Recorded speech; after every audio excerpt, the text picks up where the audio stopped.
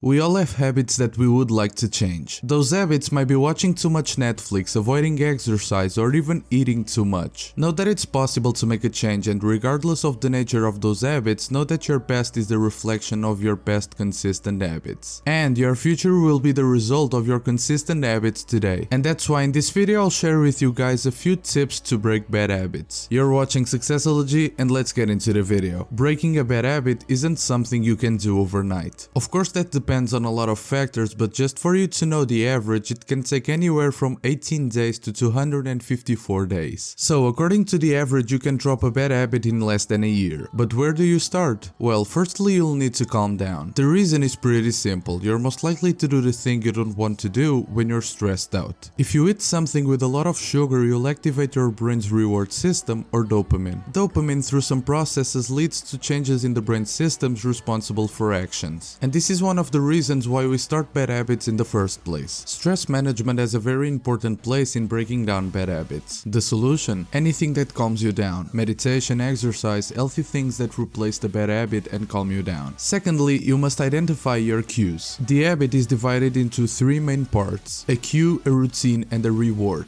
Cues are the context. If you have the habit of drinking alcohol, the cue might be a party. Why is this important? Because you're most likely to relapse in the context you've done it before. When you identify that context, you can avoid it, plan a way to control yourself when facing that cue, or even change that habit. This leads us to the third one, which is replace the bad habit with a good one. In our mind's terms, it's easier to start doing something else than to stop doing whatever it is. So that's it. Start a good habit to replace the bad one. If you focus on not drinking, your brain will still hear drinking and your focus will go there. There are even studies that have shown that smokers who try to restrain thoughts about smoking will end up thinking about it even more. So instead of thinking about not smoking, think about eating an apple, for example. Instead of thinking about not drinking alcohol, think about drinking water. I know this sounds like it's not going to work, but your brain can hear a negative sentence. It hears and focuses on the words. These are just a few examples, but you should do this according to yourself. And last but not least, set goals and give yourself a better reason to quit a bad habit. I don't think that there's any person on this planet that smokes and doesn't know it's bad for their health. But yet, they still smoke. What does this mean? The reason to quit isn't good enough. Not smoking could mean more time alive. It could mean fewer health problems, and it could mean more quality of life. Understand the best advantages you'll get by quitting the bad habit you want to quit. To every objective you have in your life, it's easier to get there if you have a clear vision of the path. It's as simple as that.